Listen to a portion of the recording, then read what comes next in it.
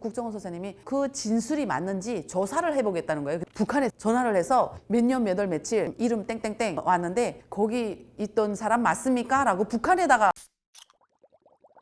안녕하십니까. 저는 평양에서 대한민국으로 이사온 이민주입니다. 저는 평양에서 아기 궁전인 평양산원에서 태어나서 평양학생선연궁전에서 클래식 기타 전공을 했습니다. 저의 아빠는 경찰이셨고 엄마는 검사였는데 이렇게 막강한 아빠 엄마 그늘 밑에서 이렇게 좀 행복하게 제가 자랐다고 볼 수 있겠죠. 근데 저의 인생이 뒤바뀐 계기가 있었어요. 아빠 엄마가 북한 당국의 권력 싸움으로 인해서 교통사고를 당하게 됩니다. 근데 그 교통사고가 위장사고였던 거예요. 그래서 우리 아빠를 제거하기 위한 위장사고에 우리 아빠 엄마가 희생양으로 돌아가신 거예요. 그래서 이제 큰 까마주라고 있어요, 북한에. 까마주라는 트럭이 있는데 그 까마주와 굼릉 이동굴 고속도로에서 접촉사고가 나서 돌아가셨거든요. 북한에서는 뭐 항의하고 소송하고 그런 인권에 대한 시스템이 되어 있지 않아가지고 그래서 저는 참을 수밖에 없었던 거예요. 그래서 저는 대학교를 포기를 하고 장녀로서 남동생과 여동생을 부양하는 무거운 짐을 떠안게 된 거죠. 그때부터 저의 인생은 그냥 계속 바닥으로 내려가더라고요. 탈북 계기가 된 거는 아빠 엄마가 돌아가셨을 때는 그 아빠 엄마가 마련해 놓은 그 미천, 장사 미천이 좀 있어가지고 그렇게 탈북하겠다 하고 굳은 결심은 그때까지는 안 썼었거든요. 그래서 아빠 엄마가 남겨놓은 달러, 1,500달러 가지고 제가 장사를 하게 됩니다. 식당을 차렸었어요. 대학을 다니면서 이제 정말 친하게 지냈던 교수님이 있었어요. 그 교수님하고 같이 동업을 해가지고 우망무용대학 앞에 문수식료 공장 안에 합의제 식당이라고 저희가 식당을 차리게 돼요. 그래서 그 식당을 차릴 때 제 나이가 그때 21살인가? 그랬었거든요. 그 교수님도 지금 북한이 점점 자본주의화 돼가고 있고 당과 수령이 먼저가 아니라 돈이 먼저인 그런 사회 시스템으로 바뀌다 보니까 그 교수님도 나는 우망무용대학에서 월급도 주지 않고 그런 대학교에서 더는 나는 일하고 싶지 않아. 그래서 우리 같이 돈 벌자 함께 라고 해서 이제 식당을 차리게 돼요. 정말 장사가 잘 됐어서 정말 아빠 엄마 돌아가셨는데도 나는 고아라는 슬픔보다는 나 돈 잘 벌어서 엄청 잘 살 거야 이런 마음으로 정말 즐겁게 지냈던 것 같아요. 근데 그 즐거움도 하루아침에 탁 무너지더라고요. 그게 바로 김정일의 방침이 하달됐어요. 김정일을 둘러싸고 있는 측근 세력들이 김정일에게 제안서를 올린 거예요. 백성이 돈이 많아지면 당과 수령을 믿지 않습니다. 장군님, 일반 서민들이 당구장, 사우나, 노래방, 식당 이런 영업을 하면서 부를 축적을 하고 있는데 이런 부가 축적이 되면 당과 수령을 믿지 않으니까 모두 제거해버려야 되겠습니다. 라는 제안서를 올린 거예요. 이 김정일이가 어떻게 생각하겠어요? 그렇구나. 러시아 붕괴도 그렇고 그리고 중국의 반사회주의도 그렇고 뭔가 이런 큰 대국들이 무너진 것도 다 이런 백성들이, 인민들이, 국민들이 돈을 따라가다 보니까 이렇게 다 무너진 거다라고 알고 있거든요, 북한에서는. 그래서 그래, 그러면 내가 사인하지 하고 김정일이 사인해가지고요. 그 김정일이 방침은 정말 법보다 더 무서워요. 우리 대한민국에서는 대통령보다 헌법이 먼저잖아요. 헌법이 더 세잖아요. 근데 북한은 법보다 먼저인 게 김정일의 말 한마디예요. 그래가지고 그 말 한마디, 그 사인 한 장이 모든 북한의 전국적으로 그리고 평양시 쪽으로 모두 그게 또 하달이 돼가지고 그래서 제가 하루아침에 거지가 된 거예요. 그 식당에서 쫓겨났어요. 북한은 개인의 건물이 없어요. 그리고 개인 소유의 재산도 없고 개인의 부동산, 건물, 자동차도 없어요. 그리고 대학 다니면서 장사 조금씩 하면서 벌었던 돈들 해가지고 다 합쳐서 그냥 싹 날려버린 거죠. 민주님 말고도 주변에 많죠. 제가 알기로는 그때 당시 사우나가 180 몇 개, 그리고 당구장이 270 몇 개, 그리고 식당, 개인이 운영하는 합의제 식당이 450개가 넘는 걸로 알고 있었어요. 그러니까 평양시만, 주요 도시잖아요, 평양시가. 그러니까 그 평양시에만 있던 그 개수예요. 그 개수가 모두 김정일의 방침에 의해서 문을 닫은 거예요. 그때요, 잘한 분들이 그렇게 많아요. 아파트 옥상에서 떨어져서 한 분, 집에서 잘하신 분. 우리 대한민국은 정말 어디에서 잠깐 실수로 덜에 맞거나 그런 것도 이제 뉴스에 나오지만 북한에서는 사람 죽은 거, 강간당한 거 이런 사건 사고 뉴스에 안 나와요. 절대로 안 나와요. 그냥 꽁꽁 숨겨버려요. 이 자살이라는 거는 반사회주의. 그러니까 뭔가 사회의 불만, 당과 수령에 대한 불만이라고 생각하는 거예요. 반당, 반혁명분자이며 반사회주의, 나쁜 그런 남은 가족들은 물론 추방이죠. 왜? 이 사람이 사회의 불만을 가지고 자살을 했어. 인정이 되잖아요. 그럼 너희 집안은 모두 반당 반혁명분자의 가족이다 해가지고 그 남은 가족마저도 지방으로 추방하거나 정치범 수용소 갈 수 있어요. 그래서 북한 주민들은 그걸 알기 때문에 자살을 해도 한 게 아니라 실수로 넘어져서 떨어졌거나 심장마비로 자다가 죽었다. 그러니까 목매달아 죽었잖아요. 그럼 그 목매달은 걸 풀어서 이렇게 조용히 이렇게 눕혀놓고 이제 사람 불러다가 심장마비로 돌아가셨습니다. 라고 가족들이 그거를 회피하는 거야. 자살한 거를. 그렇게 해서 자살한 거를 될수록이면 국가가 알지 못하게 이렇게 막는 거예요. 왜냐면 가족이 그 남아있는 가족이 잘못되기 때문에 자살은 있을 수가 없어요. 제가 아빠 엄마가 돌아가셨을 때는 눈물이 안 나왔어요. 이게 진짠가? 그냥 아빠 엄마가 문 열고 금방 들어올 것 같은 느낌이었어요. 그래서 실감이 안 났어요. 실감이 안 나서 전 울지도 않고 뭔가 멍해가지고 그냥 일상생활을 했어요. 근데 식당에서 쫓겨나서 전 재산을 잃었잖아요. 눈물을 펑펑 흘렸어요. 하늘을 보면서 어떻게 세상은 나한테 이렇게 혹독하냐. 식당을 한 지 넉 달 만에 진짜 쫓겨나가지고 이제는 너무 희망이 안 보이는 거예요. 앞이 캄캄한 거예요. 그래서 내가 대체 여기서 어떻게 살아가지? 이제 돈이 없어서 돈은 살 가망이 없다 이렇게 생각하고 대한민국 서울에는 한강이 있잖아요. 평양에는 대동강이 있어요. 그렇게 조용히 내려가서 대동강을 딱 내려다보는데 가로등이 있어요. 제 남동생이랑 여동생이 눈물을 흘리며 얼굴이 쫙 이렇게 떠오르는 거예요. 이 남동생하고 여동생은 아직 사회에 나오지도 않았는데 나까지 없으면 어떻게 살지? 정말 내 동생들이 걱정이 되는 거예요. 그래서 제가 그때 정신이 번쩍 들었어요. 그래서 이미 죽었던 몸, 내 동생들 때문에 살았는데 그럼 나는 탈북을 하자. 내가 중국으로 가서 $10,000를 벌어오는 생각을 하면서 제가 탈북을 했던 것 같아요. 그래서 $10,000를 벌어오면 동생들과 북한에서 행복하게 살 수 있겠다라고 생각하고 제가 아빠 친구가 경찰이니까 돈을 $300 주면서 합법적으로 저도 중국 식당에 가서 일하고 싶다 했더니 중앙당에서 딱 잘린 거예요. 아빠 엄마 없는 고아는 해외로 나갈 수가 없대요. 해외로. 그게 뭐냐? 아빠 엄마를 북한에 인질로 잡아두고 해외로 돈 벌러 나가는 해외 노동자들이 나가서 돈을 벌어서 당에 바치고 그리고 다시 돌아와야 되는 시스템인 거죠.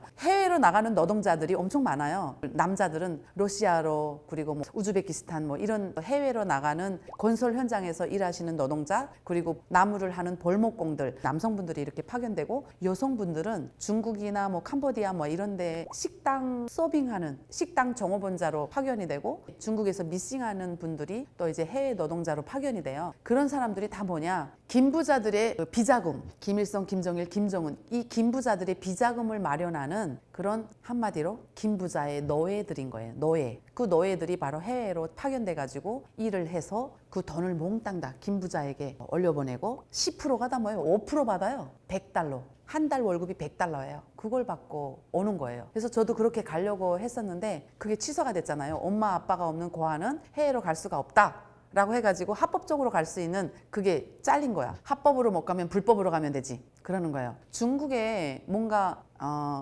저는 아는 사람이 없어요. 중국에. 그래서 이제 저랑 같이 동업을 했던 교수님이 중국에 작은 어머니가 있으니까 주소를 알려준 거예요.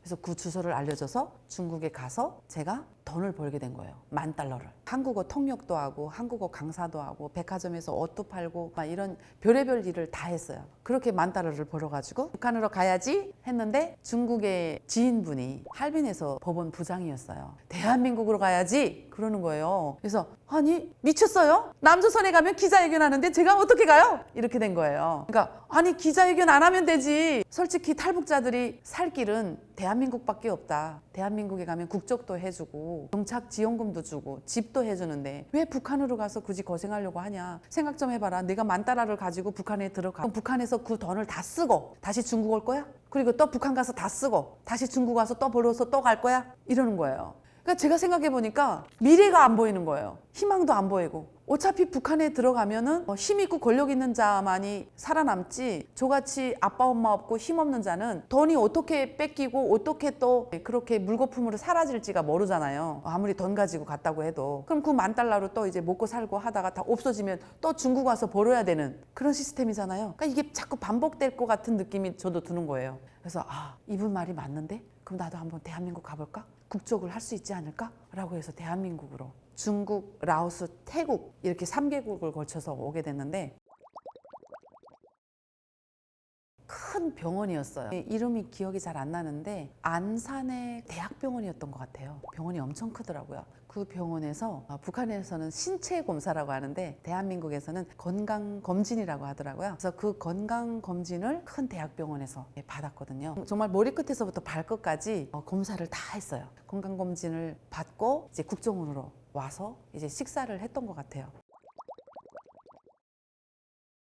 제가 병원에서 가장 인상 깊었던 게, 이거는 매 사람 다 하는 건 아니에요. 거짓말 탐지기라는 게 있어요, 국정원에. 근데 전 올라갔었어요. 제가 거짓말을 해서 그런 게 아니라 다른 분들은 다 옆집 건너 옆집, 학교 동창 막 이렇게 한 마을에서 통째로 왔잖아요. 그러니까 증명이 돼요.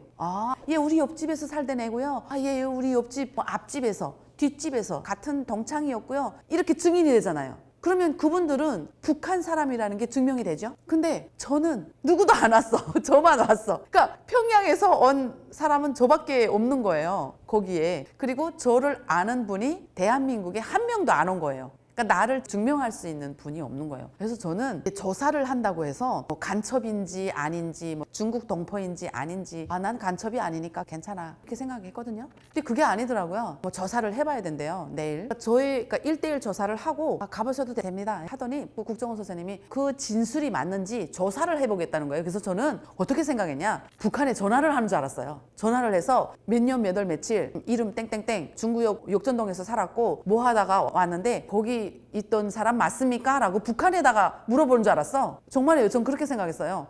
그 조사는 이제 북한에다가 하겠지 했는데 그게 아니고 대한민국에 온 탈북민들한테 물어보는 거예요. 평양에서 오신 분한테 이런 분 아니야? 이렇게 물어보는 거예요. 근데 우리 아파트에서 함께 살은 것도 아니고 나랑 학교 같이 다닌 것도 아니잖아요. 그러니까 모른다고 했겠죠. 그러니까 이제 들어오더니 국정원 선생님이 그러는 거예요.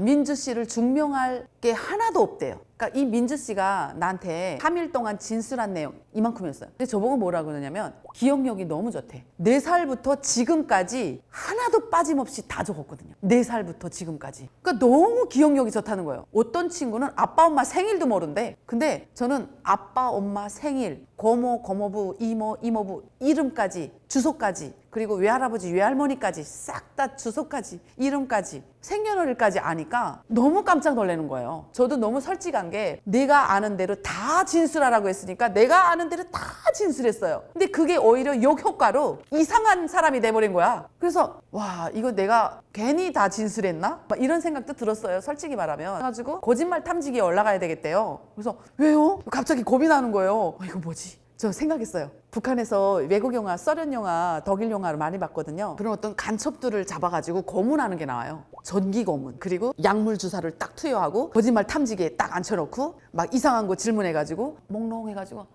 네 맞습니다. 네 뭐 이런 그런 고문하는 그런 장면이 떠오르는 거야. 그래서 저를 고문하는 줄 알았어. 그렇게 크게 걱정 안 해도 돼요. 그냥 올라가서 네 아니요 딱 요 두 말만 하면 된대요. 네 아니요. 그래서 네 알겠습니다. 올라갔어요. 거짓말 탐지기 올라갔는데 전기 고문을 할 줄 알았는데 안 하더라고요. 그러니까 뭐 많이 붙여요. 이런 이렇게 테이프 같은 거 머리 이렇게 발까지 붙이더라고요. 발, 손 그냥 온몸에 싹 다 붙였어. 근데 편안했어요. 왜? 나는 거짓말한 적 없으니까. 그래가지고 편하게. 그래. 이게 심장 박동으로 안 돼요. 거짓말 하는 거 안 하는 거를. 긴장. 될수록이면 저를 안정을 시켰어요. 거짓말 안 하는데 내가 너무 긴장하면 안 된다. 릴렉스, 캄다운 해가지고 앉아있었죠. 아무 생각 안 했어요. 먼 산만 보면서. 그래서 민주 씨의 아버지 이름 맞습니까? 네. 탈북 전에 클래식 기타 강사 했던 거 맞습니까?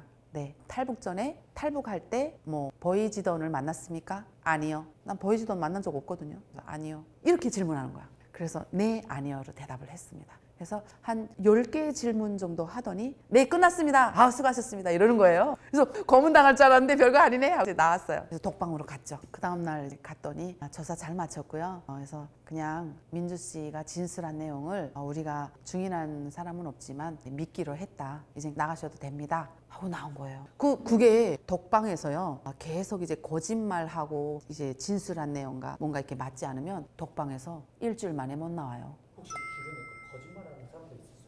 2달 만에 나온 사람도 있어요. 로테이션으로 이렇게 돌아가거든요. 10명씩 독방에 넣어서 일주일 만에 내보내고 막 이러는 게 있는데 어떤 분들은요 하루 만에 나와요. 왜 하루 만에 나온 줄 알아요? 전화를 해보니까 이 친구를 아는 사람들이 탈북을 엄청 많이 한 거야. 그래가지고 전화를 해보니까 아고 우리 옆집 똥철이에요. 아고 우리 반 똥철이에요. 이렇게 증인이 됐단 말이에요. 그러니까 간첩도 아니고 중국 동포도 아니고 이러니까 증명돼서 하루 만에 나온 친구도 있어요. 근데 전 딱 일주일 만에 나왔어요. 그래서 일주일 저사다라고 딱 얘기를 했거든요. 근데 저는 일주일 만에 딱 나왔거든요. 근데 내가 아는 언니가 2달 만에 나왔어요. 아주 반쪽이 돼가지고.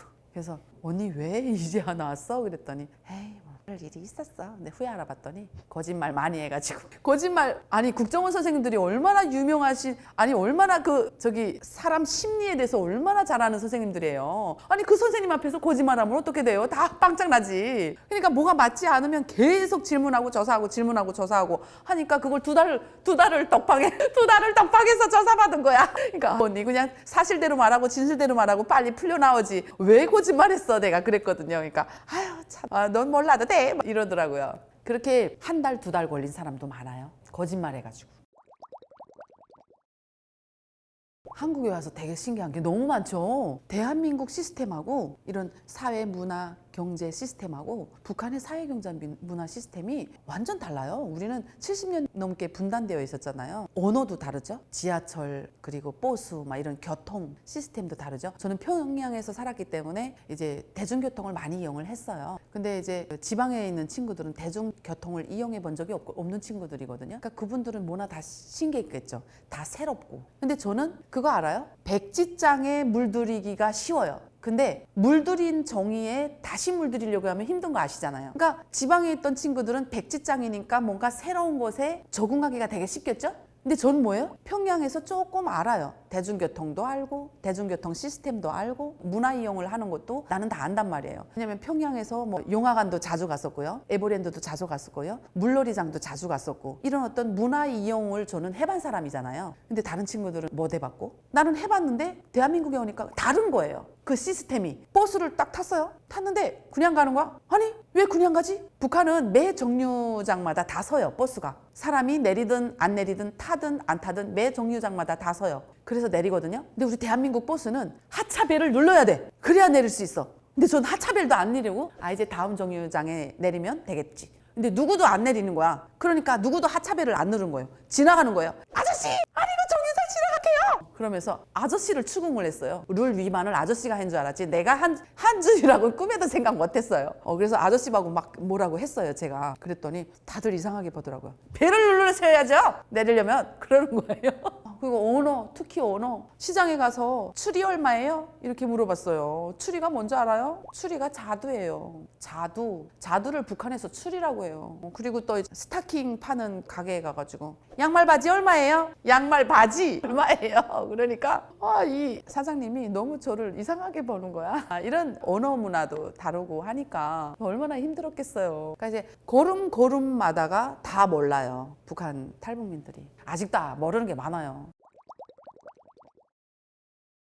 저는 처음에 어떻게 생각했냐면 사회주의 사회에서 살 때는 통제가 너무 심했어요. 억압하고 통제하고 그냥 뭔가 다 못하게 하고 머리도 못하게 하고 뭐 패션의 자유, 헤어스타일 자유, 화장, 액세서리 막 이런 자유 하나도 없었거든요. 대한민국에 가면 뭔가 완전 그냥 예를 들어서 벗고 다녀도 되는 그런 아주 그냥 자유 세상인 줄 알았어요. 근데 제가 대한민국에 와서 이제 살아보니까 이런 자유에는 꼭 책임이 뒤따르더라고요. 그러니까 알아서 지키는 것 같더라고요. 북한 이게 대한민국 국민들이 다 이렇게 알아서 지키는 것 같은데 저로서는 알아서 지킬 수가 없는 게 룰을 모르잖아요. 뭐 어떻게 해야 될지 모르고 일단은 내가 북한에서 엄마 아빠에게 인성에 대한 교육을 좀 많이 받았거든요. 항상 남을 존중해라. 남을 존중해라. 3살 난 아이한테도 배울 게 있고 거지 같은 노숙자에게도 배울 게 있다. 그러니까 항상 상대방이 그 어떤 사람이라도 존중해라. 그러니까 그렇게만 하자.